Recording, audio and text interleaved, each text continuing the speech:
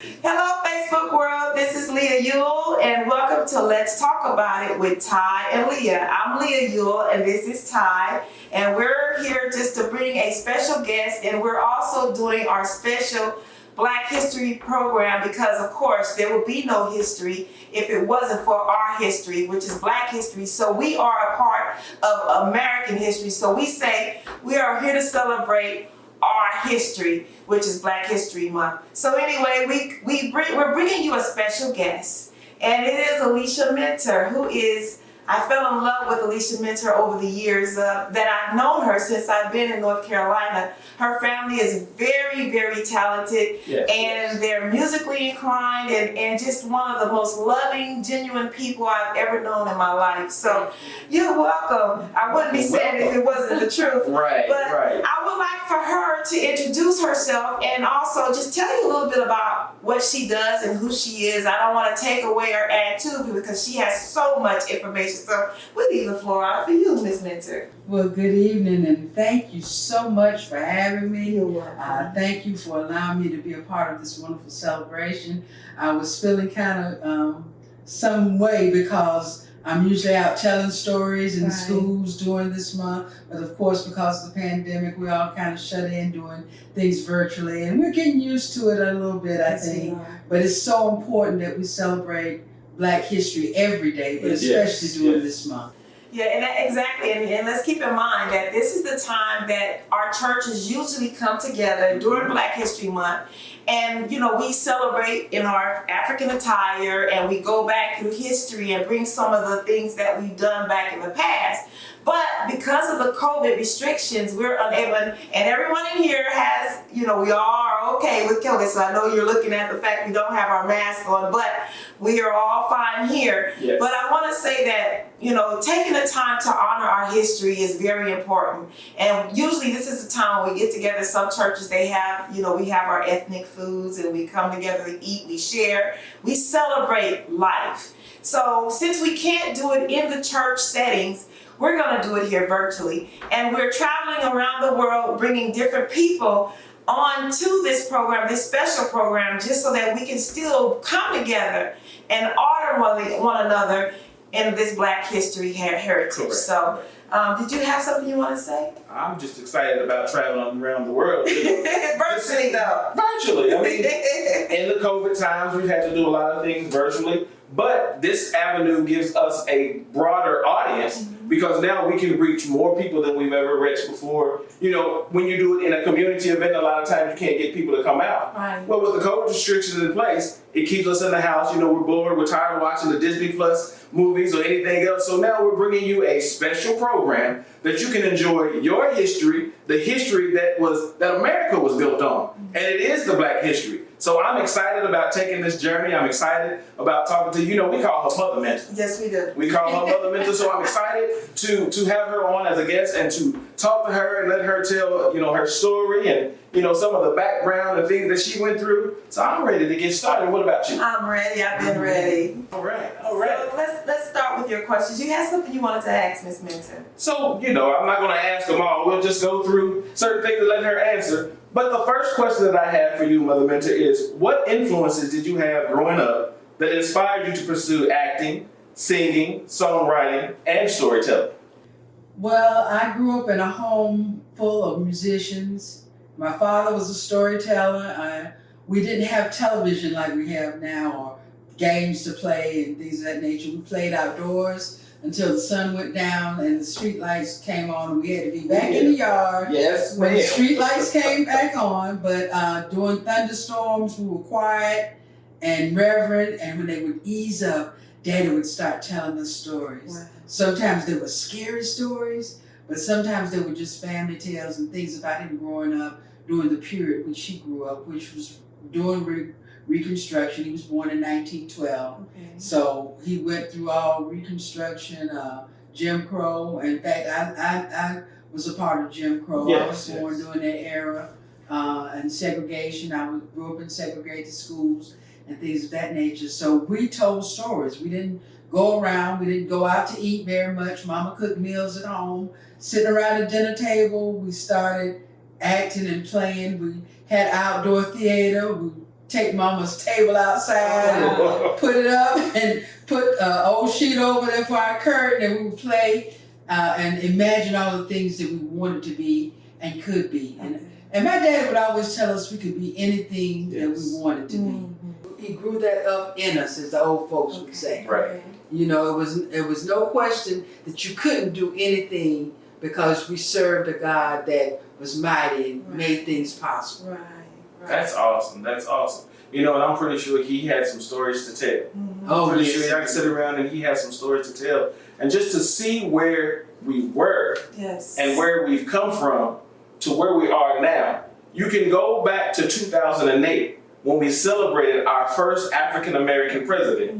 And then fast forward to 2021, and we now have our first Black African American female vice president, the very first one.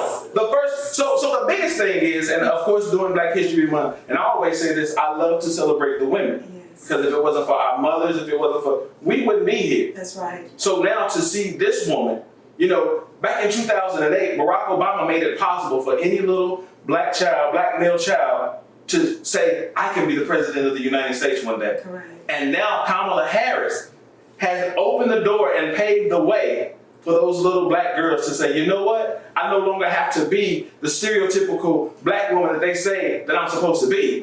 I can be vice president. And I say one day, she'll take the office of president. Could be. We're hoping. Oh yeah, so to see where we've come from to where we are, they always say that the sky's the limit, but someone said there's footprints on the moon, so you don't just stop at the sky. So, you know, for black people, I mean, that means so much when you really sit back and think about, we came from slaves and slavery to the highest office in the United States of America. And that's just awesome. And so the other question was, how did that affect you and how did it make you feel? One, so this is a two-part question. One, when we celebrated Barack Obama as the first black president in the United States of America. Well, I was elated. I worked the polls. I worked in front of the food line, getting people signed up to vote, and beat the fields and the neighborhoods, and made sure that we got everybody registered that we could get registered during that time. We were supposed to be at the arena to meet with him, and our tickets got pulled because they had too many people in there. So I didn't get to go in. I didn't get to go and meet him. Right. But I was so proud to be a part of working in the community and also working for early voting.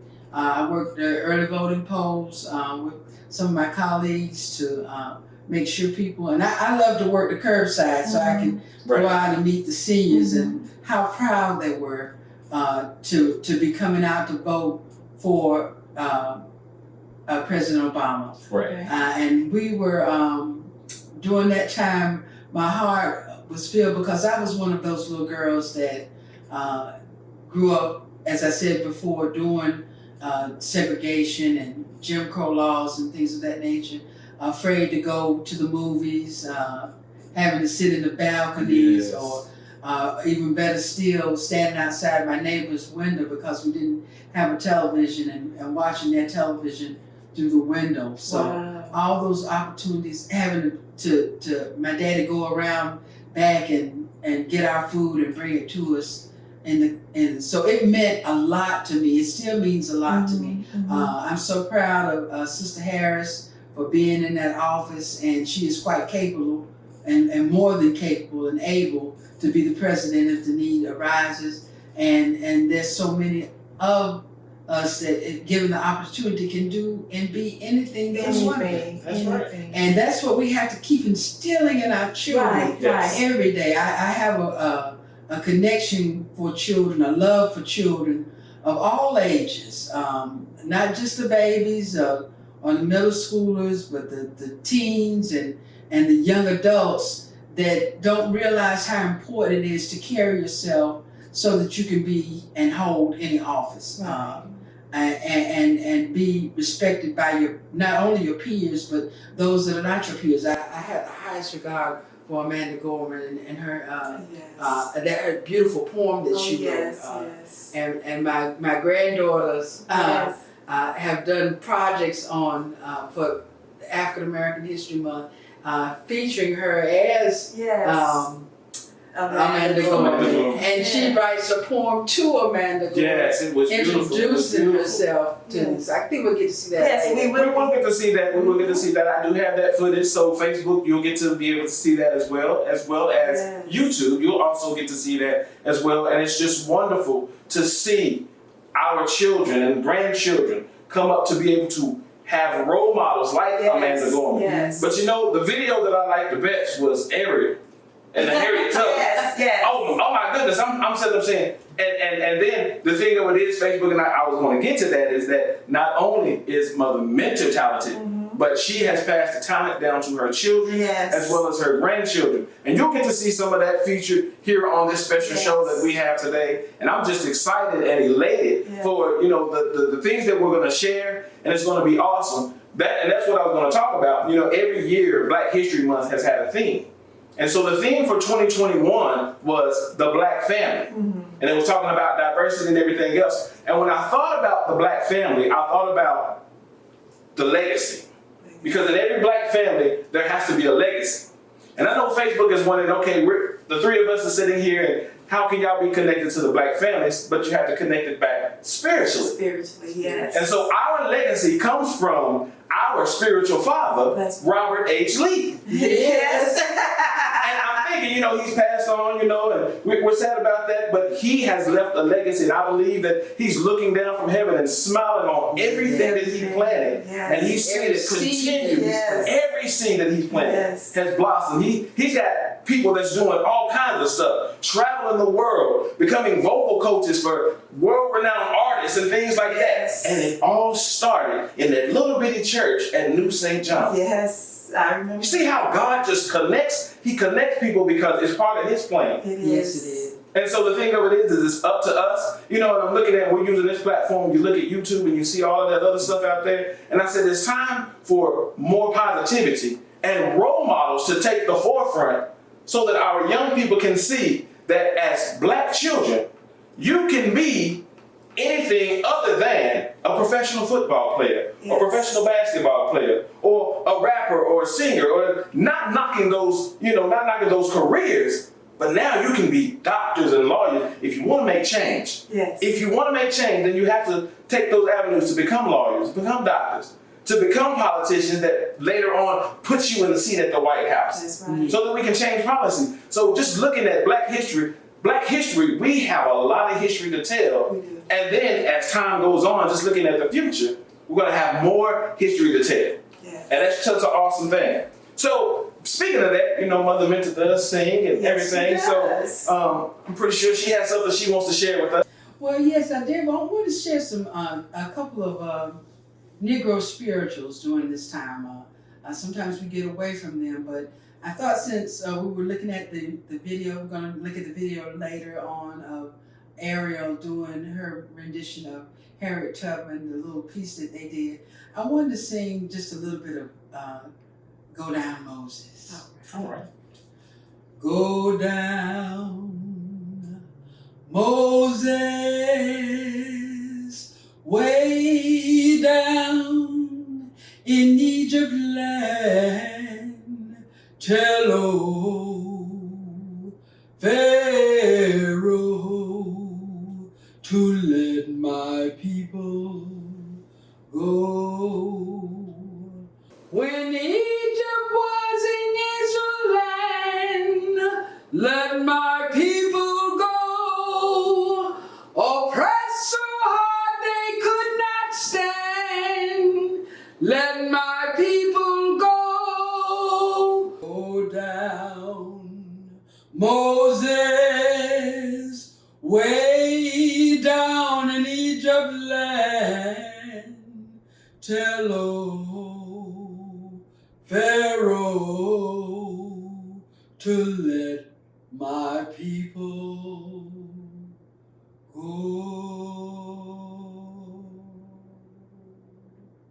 That was That's good. That's good. That's awesome. That was beautiful. That's awesome. And that's things that we would get if we were in a church setting and if COVID would allow us to all be in church settings. And that's one of the things that I love about Black History Month being in Charlotte, North Carolina, because you would have the different churches that you could go to and everyone was having a program. And it didn't just start in Black History Month.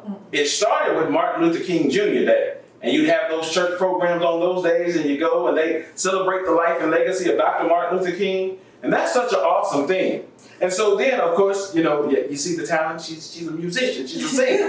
so that's the talent. And that leads me to my third question, which is, if you could perform with any gospel artist, living or dead, who would you want it to be?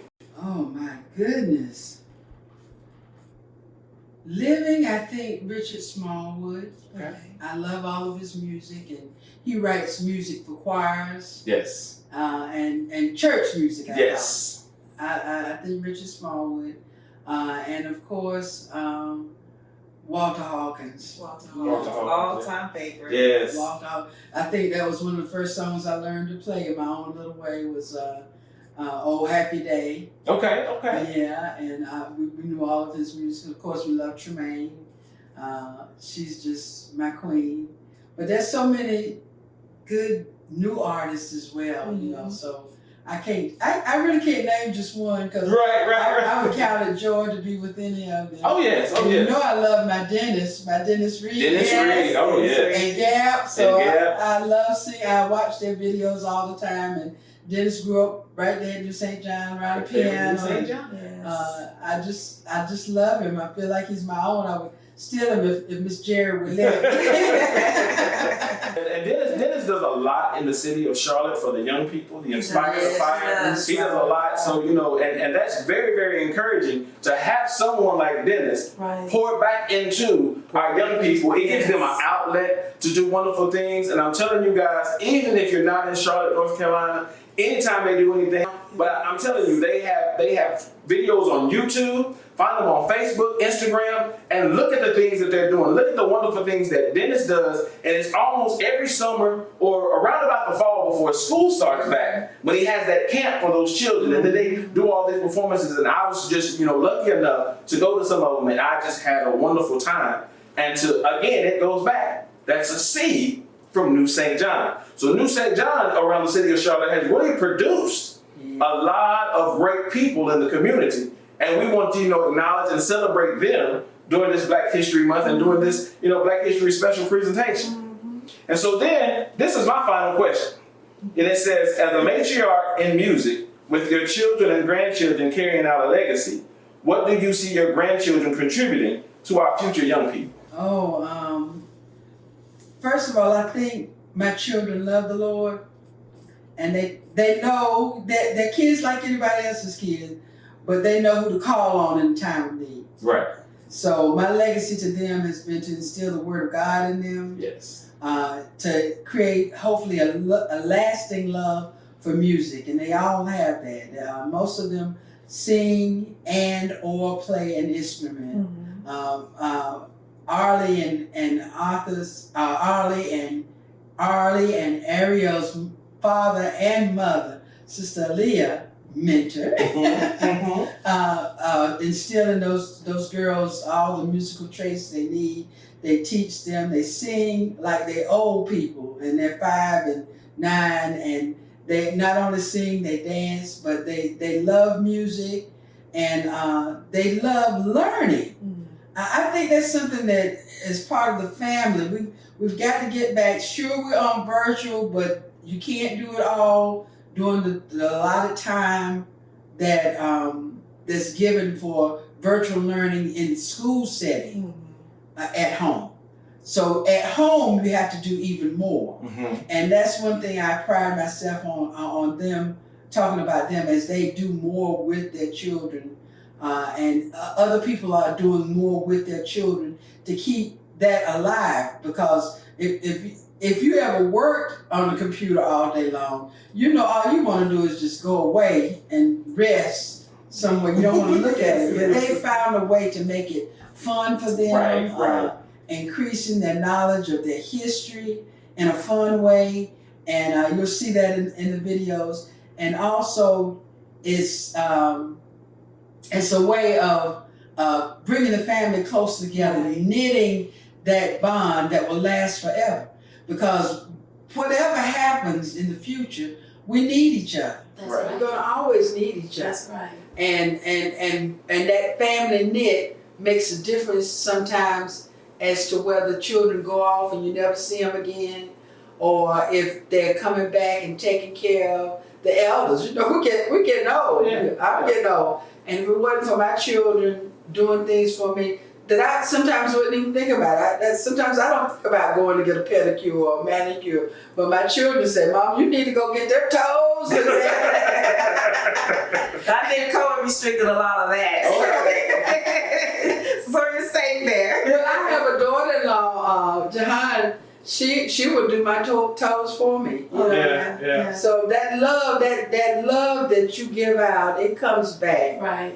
in a special way. You know, right. So it's just amazing what we can do as a family unit. That's right. And that's what a lot of our children are missing. They just don't have those strong ties to family. That's right. So we have to be extended families to them. You know, we have to open up our homes sometime. I can remember when my boys were growing up, my boys and girls were growing up, that we always had an extra plate on the table or extra, you know, I had to learn how to cook small because I always cooked big just in case somebody came over and they were hungry or they wanted to eat. Yeah. They didn't have to be hungry. Right.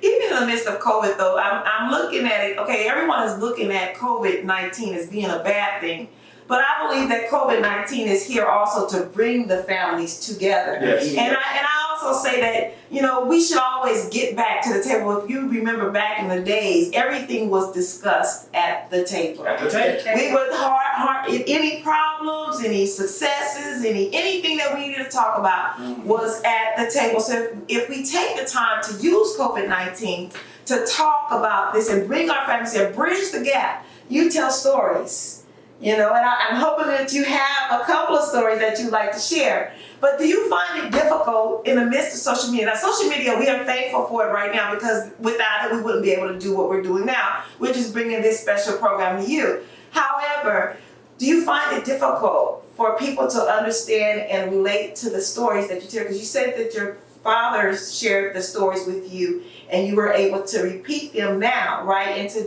I know you teach them in library, you speak in different libraries, different settings, different social settings, et cetera, et cetera. But what I wanted to know is if you find it pretty difficult to tell your stories and make it relatable to the young people that are now using social media to find what they want, as opposed to listen to our heritage and listen to tradition and listen to the stories that you have to share.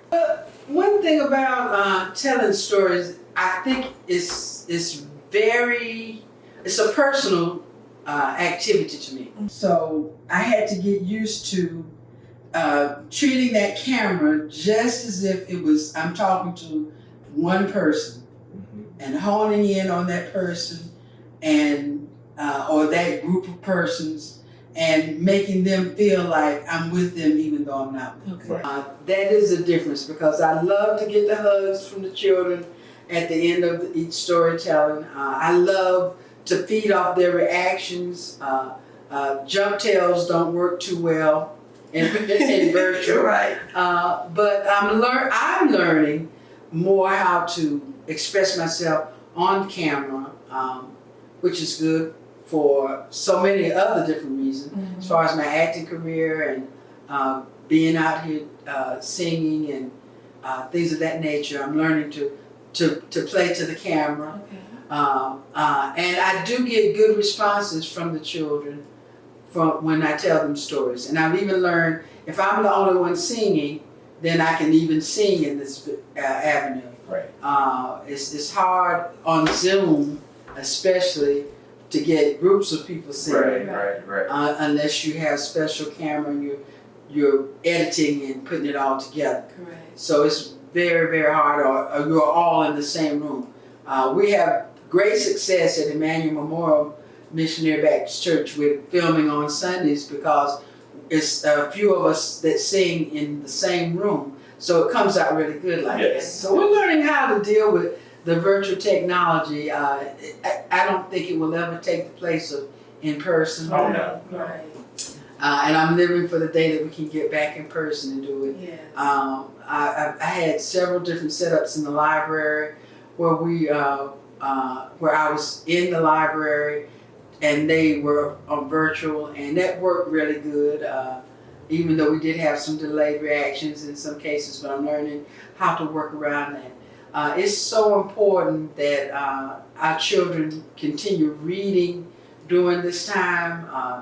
All kinds of literature and being exposed to something other than just playing games on video and talking to one another, but educational material that they can grow from. Right.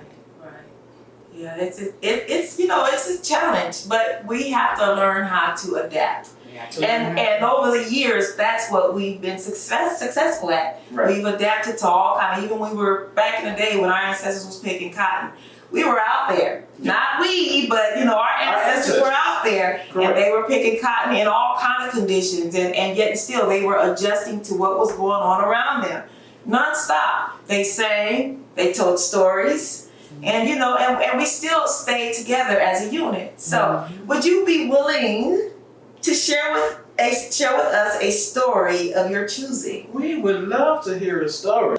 I thought about this time going through the things that we've been through with Jim Crow and segregation. So I wanted to tell the story, and I've told the story a couple of times this month. But I think I want to share it again because this is a different venue, different audience, and they may or may not have heard it, but it's good a second time. And I never tell it the same way anyway. But when I was growing up as a little girl, and this is one of my Bread family tales, the stories about me growing up in North Carolina, Fayetteville, North Carolina, to be specific, and growing up during the Jim Crow period.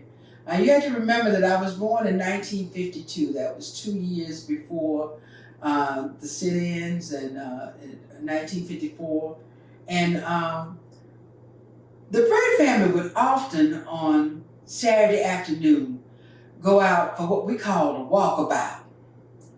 And on this walkabout, Daddy would always take us down on Person Street, Fayetteville, North Carolina. And during that time, it was a time where we didn't go in the front door. He had to go around to the back door to get the things that he ordered. And Mama would dress us up in our finest wares. I mean, I had this little dress that was smart, and it was all pretty and crisp, had a big old bow in the back of it. And I had my crinoline slips up under it so it make it stand out real wide and pretty. And the boys would have on their little suits. And of course, because it was in the summertime, they'd take their jackets off and just have their ties and their little shirts on, pants and their shine shoes. Every night, they would shine their shoes up for church for Sunday morning. So on Saturday, we would wear some of those clothes that were all fixed up for it. And Daddy would take us down there on Person Street Park, and we would watch the folks walk up and down. And then after we ate our little snack, we would walk up and down. Usually before we would eat the snack, we would walk up and down and then come back. But we got downtown this particular day late, so we had to eat fast and then walk. Mom said, "Bub, now you're not gonna get those children no hot dogs, are you?" She said, "Well, honey, we always get hot dogs when we come down here, because that's what the children like with onions." She said, "But they gonna mess up the clothes." He said, "Don't worry nothing about that. It'll be all right. Just come on." He went back and came back with the hot dog. Mama had put napkins all in front of our clothes, and we were sitting there. We ate those hot dogs, didn't get not one drop of chili on those clothes. We did real good. Mama said, "Oh, Lord, I thank you." She said, "Come on, let's go home." And they talking about, "No, we got to get them some ice cream because I promised them some ice cream." My dad talked just like that. Oh, wow. All calm and easy. She said, no, don't get no ice cream. If you get ice cream, don't get no chocolate ice cream. But chocolate ice cream was my favorite ice cream, and Daddy knew it. So when he came back, he gave the boys vanilla ice cream and gave me my chocolate soup on a cone. She said, you could have at least gave it to him in a cup. He said, you're worrying about stuff too much, Pauline. He said, everything's going to be all right. I was real careful. But that chocolate ice cream, just a dropped on that napkin and bled right through to my dress. She said, look at that. You got ice cream on your dress. She took out a little handkerchief, wiped it with a napkin, wet that corner of that handkerchief, and started wiping on my clothes. He said, Pauline, you're making it worse. Leave it alone. It's going to be all right. She said, I don't want nobody thinking I'm bringing my children out nasty and dirty like that. He said, it's all right, Pauline. It's going to be all right. When we finished up and got cleaned up, Mama would still mess with my dress every now and then a little bit. He said, leave it alone, Pauline. It's going to be all right. We all got out that car and we started walking up the hill. Up the hill, you can see that big old station there where they used to sell the enslaved. They call it the court market. And the courthouse, and sit up there. And that's where they would actually auction off men and women and children to be sold. It was a part of our history, but it was a hateful part, and it hurt to see it. But anyway, Daddy would tell us all about it. The market house is what they called it. We were walking and hadn't gotten far up the hill when this lady came out. And she said, now you children look mighty pretty. All except you, little girl. Look like your mama would have washed your dress before she put it on you. Well, my eyes started to well up. And I was about to cry when my daddy stooped down in front of me. He said, now you know you're the prettiest thing in the whole wide world. He said, don't you ever let nobody, nowhere, make you feel any different. That dress will get washed tomorrow when we wash clothes. And you'll be pretty always. And when he said that, my heart just filled up with all the love that I felt coming from him. And that lady said, well, I never. And Daddy looked at me and said, and she never will again. Well, we went on back to the car and we went home. Mama was a little upset about what had happened. Mm-hmm. But I heard her and Daddy back there laughing, and I heard Mama say, you sure told her. And that's the end of that. That is a beautiful story. That is beautiful, beautiful. Yes. And so what I was going to say was, if you want to imagine what Alicia meant to look like as a little girl, we're going to go to the video of her granddaughter Arlie Minter, and you can see exactly what she looks like. My inspiration comes from my heart. It has been with me from the start. You inspire me to write and be free. From head to toe, I can be who I want to be. When I look at you, I see me and the writer I want to be. So let me introduce myself. Hi, Amanda. My name is Arlie.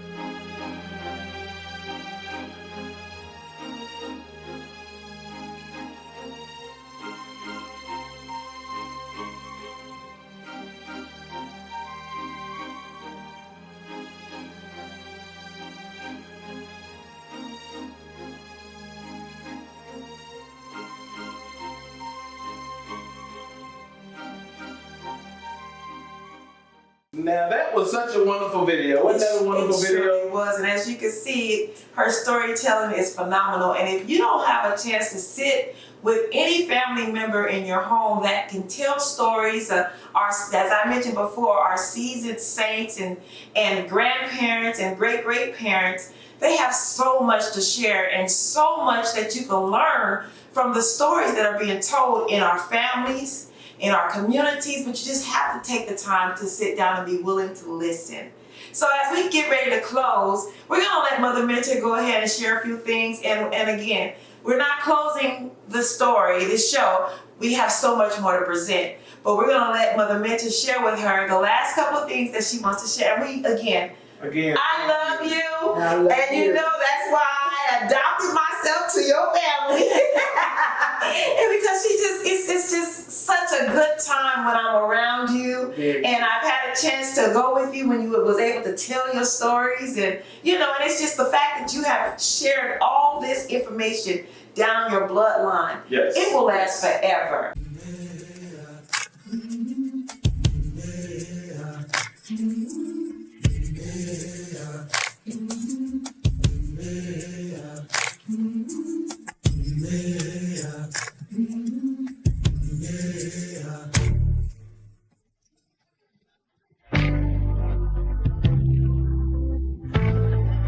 Stand up, take my people with me. Together we are going to a brand new home. Far across the river, can you hear freedom calling, calling me to I'm tired. I can't go no further. Ain't no going back. You have to go forward or you go back. Girl, you know what they're gonna do when they catch you?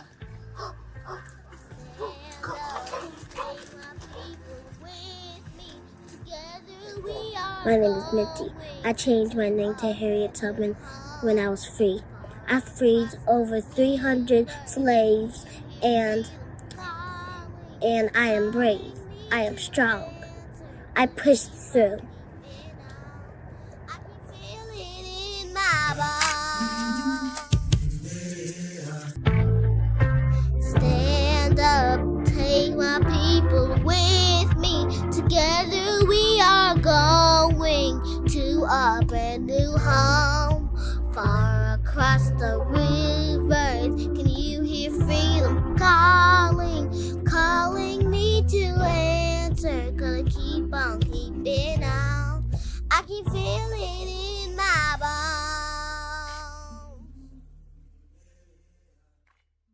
My prayer that they will continue working with the children. I've been blessed with so many grandchildren and great-grandchildren. I even have a great-great-grand. Oh, wow. And I am so proud of Mr. Easton. I don't know what to do with him. And all my children are doing well.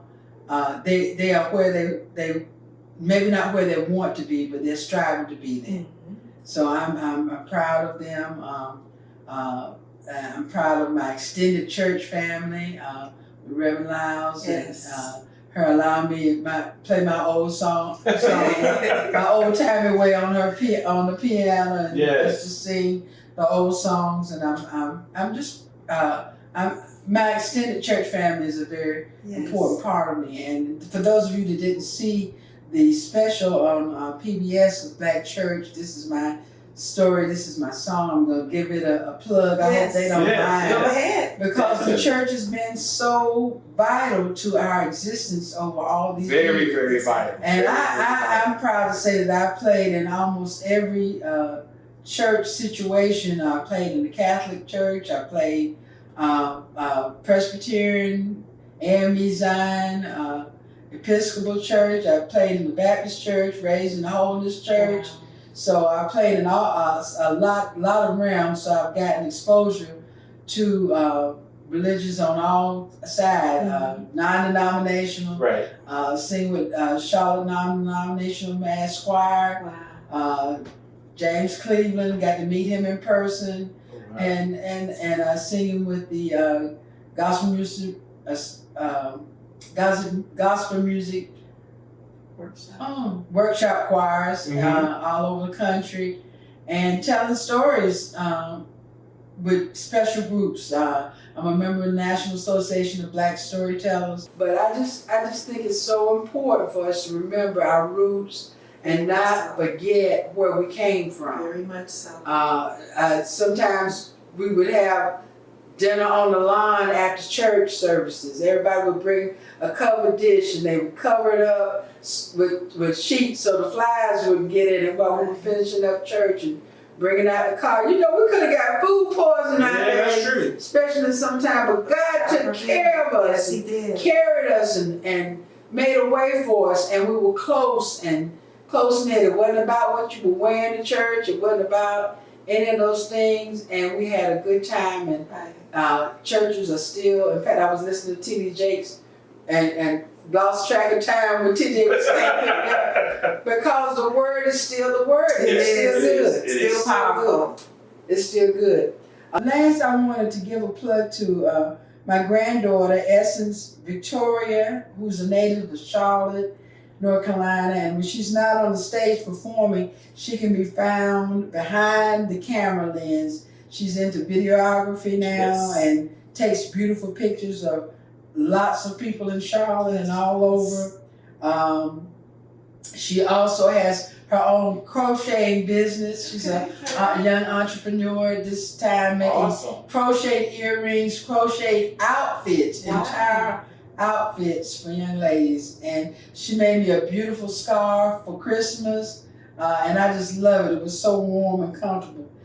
She's a former student of Northwest School of the Arts and the American Musical Dramatic Academy in New York, and she's been preparing most of her life to take the industry by storm. And she is the videographer for the videos that you saw today. Yes, she definitely is. And she is very talented.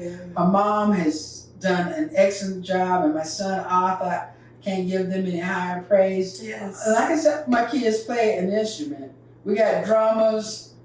Chris is a drummer. Tony's a drummer. They all sing. Arthur plays everything. Yes.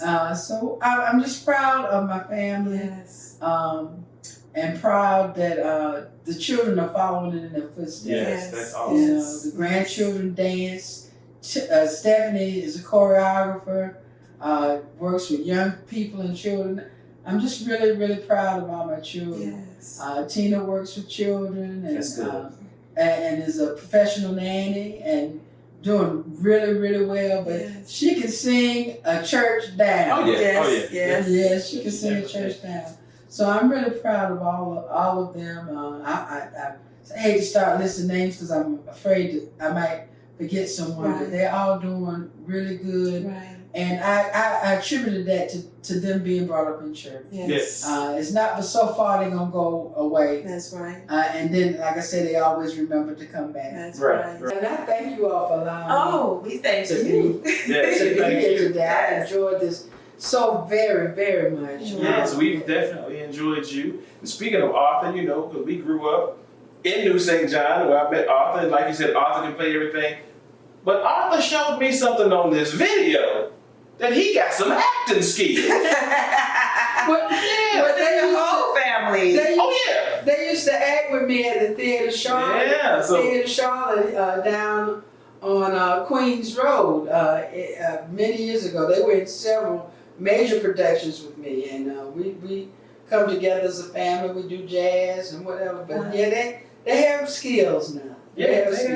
I'm sitting around here looking for actors and carrying on for some of the stuff that I write. They've been in my backyard the whole time. See? Well, again, Mother Mentor, we do thank you for stopping by and coming by and being a part of the show. Yes. Definitely enjoyed the story. We enjoyed the Negro spiritual. We just enjoyed everything. And, you know, it's such a treasure to have a jewel like you in the community. Yes. To continue to pour into the young people, not just the young people, but everybody all around. And that's what's needed in a time like this. It's definitely needed. We need positive role models. We need people who want to pour positivity into our community. And that comes nothing but from the love of God, because when you have the love of God on the inside of you, especially when you're full of it, you can't do nothing but spread that love of God. So again, Yes. thank you very much for coming by. Yes, thank you. And that's a wrap, y'all. So Tyrone, I really thoroughly enjoyed having Mother Mentor here. She has so much to share, so much knowledge, so much historical data. Her contribution was just great, and us being able to share this with you, we hope you feel the passion that we feel about the stuff that she contributed to this program. Definitely. She did contribute a lot to the program, and we are elated that we were allowed to share that gift with you. But it doesn't stop there, because we had other people to submit some contributions. So we're going to allow you to enjoy those contributions just as much as we did. So without further ado, let's roll the tape. Roll. My name is Stephin Booth, director of the Arkansas-based nonprofit organization, Use Drums Not Drugs. I endeavor to educate and present authentic world percussion patterns using the ethnic instruments of those regions to all of Little Rock and beyond. Brandon House, a nonprofit organization based within Little Rock, Arkansas, has graciously provided the studio, recording equipment, as well as the technical assistance to make this presentation possible. Brandon House reaches out to individuals within the community to assist and promote aspiring artists, educators, and individuals in their endeavors.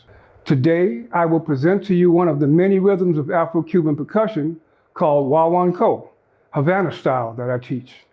It is a rumba, which basically means a party or a get-together.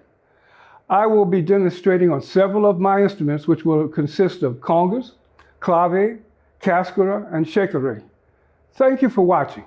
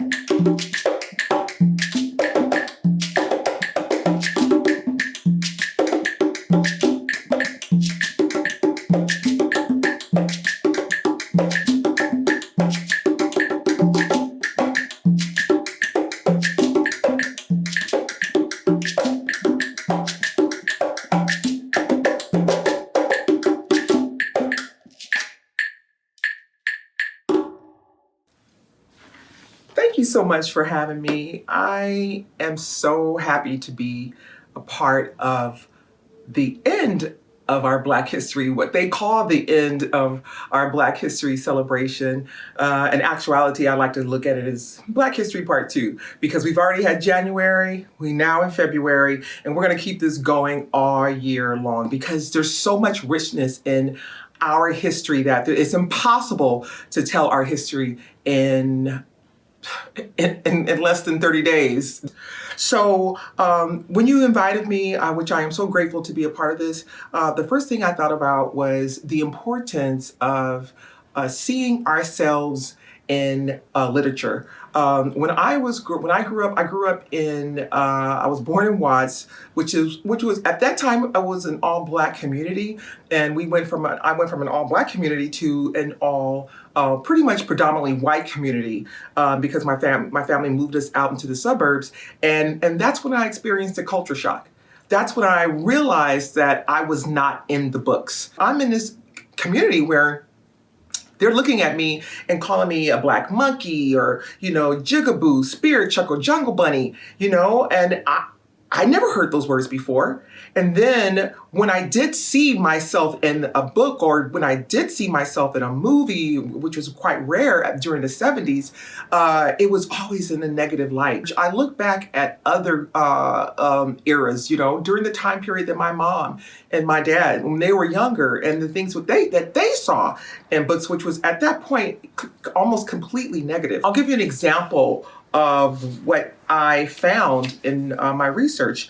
This is childcraft. Childcraft at one time was what you would consider the holy Bible of education. This story, when you look at the information that was put in this book about us,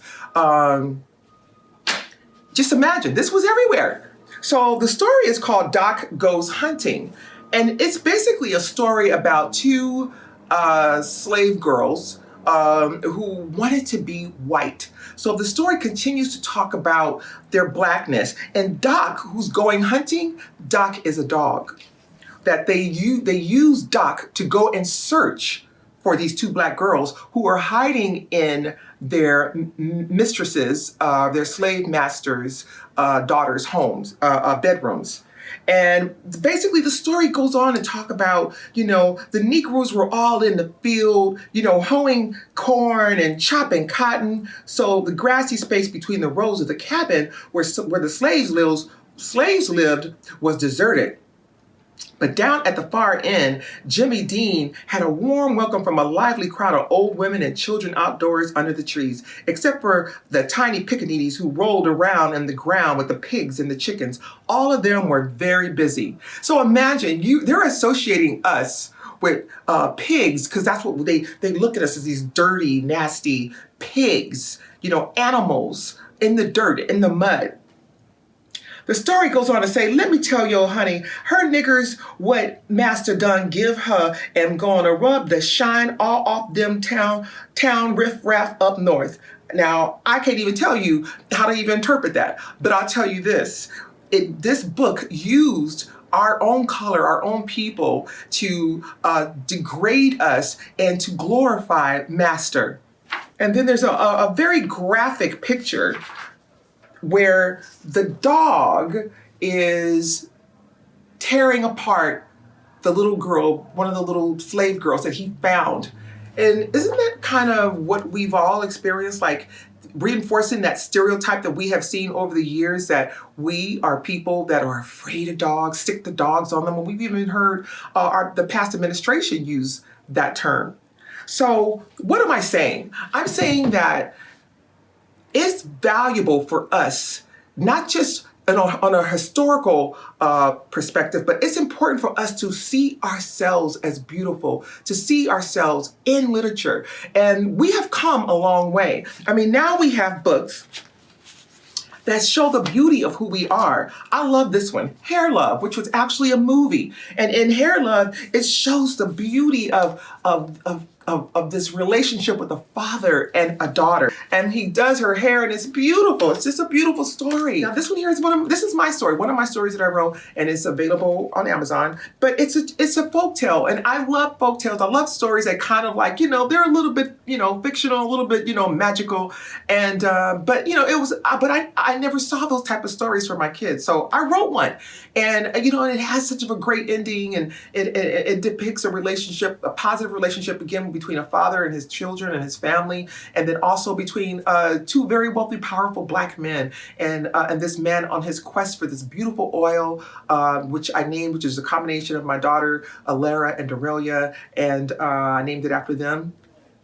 But it's a good story, and I want to see more folk tales, which we don't really see that many, And I was really, at the time when I wrote this, my kids were little. I mean, now they're grown women, but it was something that I wanted to see, which is one of the things I want to end with this, to encourage us as a people to when we find those voids, because our history is so vast, it's so ginormous, that we have, it would take us forever to tell our story, right? And we can't say that every area has already been touched. You can't say like, oh, someone else is already doing that. No, someone else is already doing this. But when you think about it, look how far we are behind in terms of our recognition and of just being celebrated. So, we have, for every one book that we have, there's probably, thousands and millions of books in the world,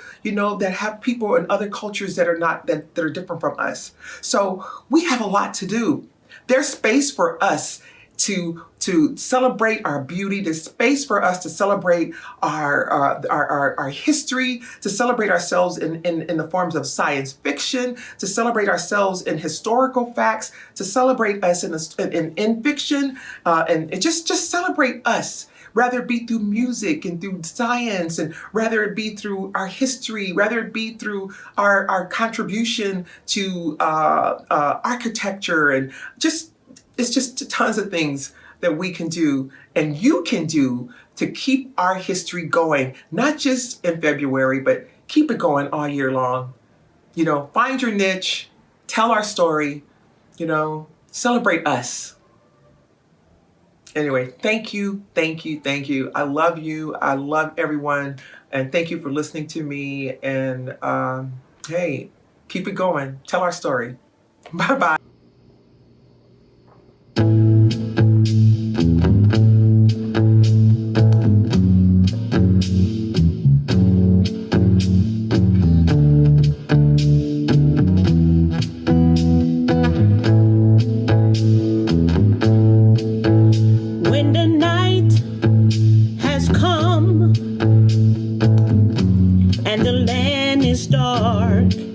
And the moon is the only light we'll see. No, I won't be afraid. No, I won't be afraid.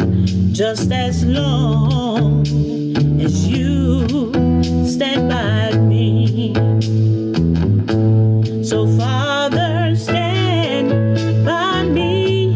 Lord, stand by me. Oh Lord.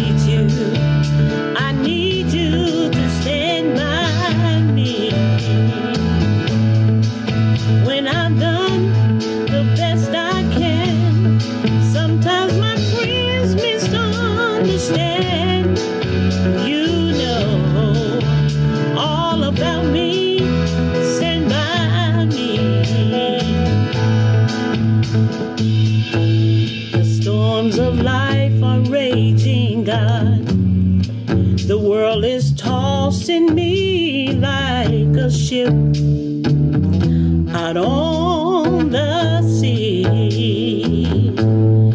Lord, I need you. Stand by me. Lord, I need you to stand by me. Oh, God, I need you. Stand by me. I can't make this journey on my own. God, I need you to help me to carry on. Lord, I need you. I need you.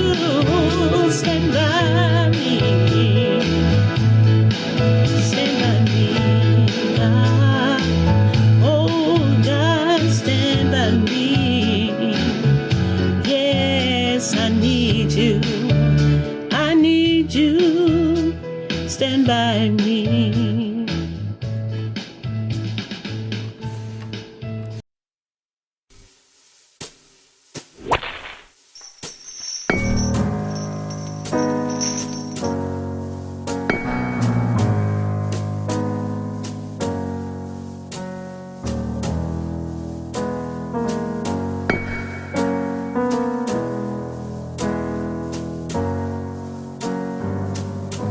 Isn't it enough that you took our names, destroyed us enough when we were enslaved? Is there enough of us that you have slain? Did you degrade us enough as you held our chains? Isn't it enough that we're doing as taught, in cycles of self-hate that never seem to stop? Isn't it enough that we've done your will? Our feet are unchained, but our minds are still. And at that time, our harps were hung upon the willows for a song, a Zion song, a bitter tune, a million cries in somber hues. Hebrew blue.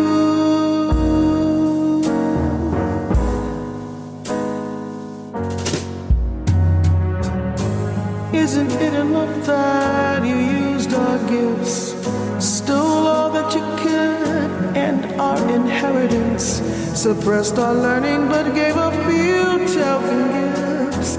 Isn't it enough? No, it's never enough.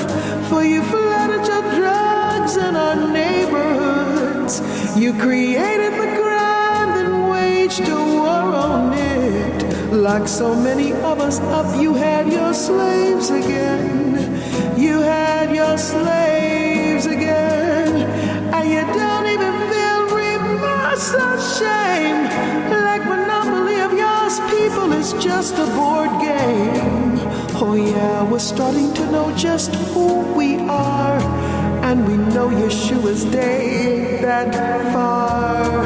And until that day, our harps be hung upon the willows for a song, a Zion song, a bitter tune, a million cries in somber hues. Hebrew.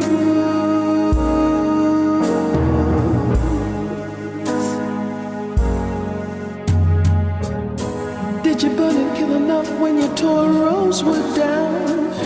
Did you kill enough when you bombed Tulsa's Black Wall Street town? But so many of us died, you burned us in a mass heap. Makes your war on terror such a mockery. Did enough of us die in the Carfax massacre, where angry men took their revenge at the county courthouse there? For we got the right to vote for us in a cursed land, though only counted as 3/5 of a man. And the thousands murdered from Bear River to Wounded Knee. More pain than can be sung, more tears than we can weep. Do you think that the Most High is blind? I tell you, it's just a matter of time's time and half a time. But until that time, our harps be hung upon the willows for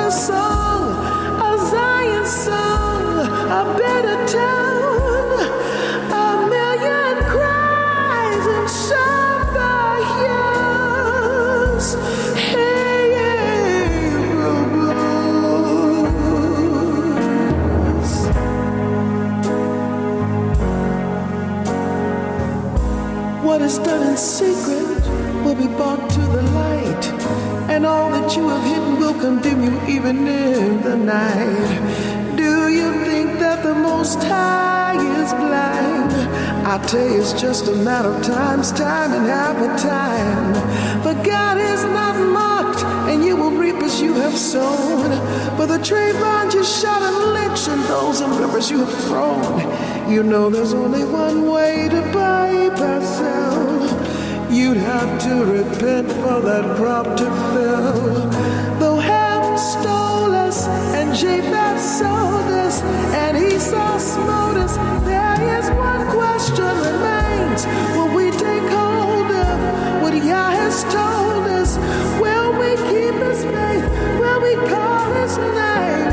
For when Yah's people who are called by his name humble themselves, wake up, repent and pray, he's gonna sweep down with his mighty hand. He's gonna do what he wants to do in this land. And on that day, he'll change my song, and Hebrew blues will be undone. He'll wipe away my salty tears and give me joy for bitter years. And my Hebrew blues.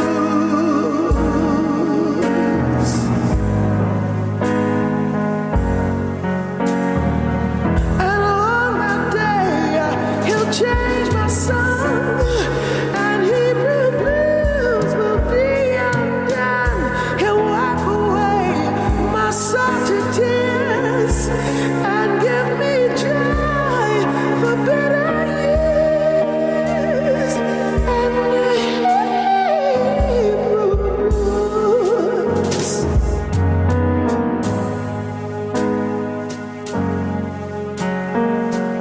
I thank you, Yah, Most High. You're taking away my blues.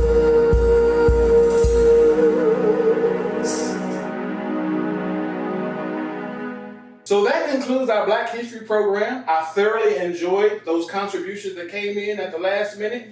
It definitely rounded out our program. And unfortunately, we don't have anything else to share with you. So we're going to see you next week On Let's Talk About It with Ty and Leah.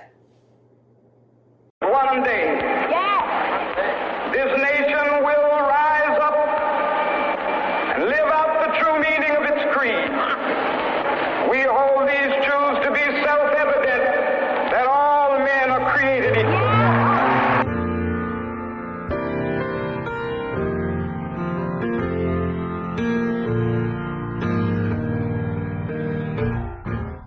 Lift every voice and sing till earth and heaven ring.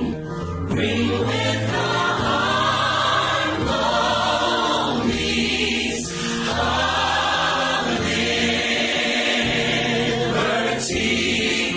Let our rejoicing rise high as the listening sky. Let it resound. Let it resound. As the rolling sea. I like this part right here. Come on. Sing a song full of the faith that the dark past has taught us. Sing a song full of the hope that the present has brought us. Facing the rising sun of a new day begun.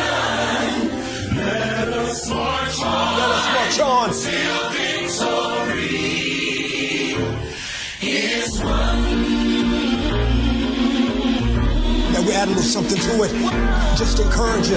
We're going to take you to church right now. Let's go. We'll keep marching right until the victory To all my brothers out there. To all my sisters in the struggle. Keep believing, sisters, till the victory is won. Till that day. Hey.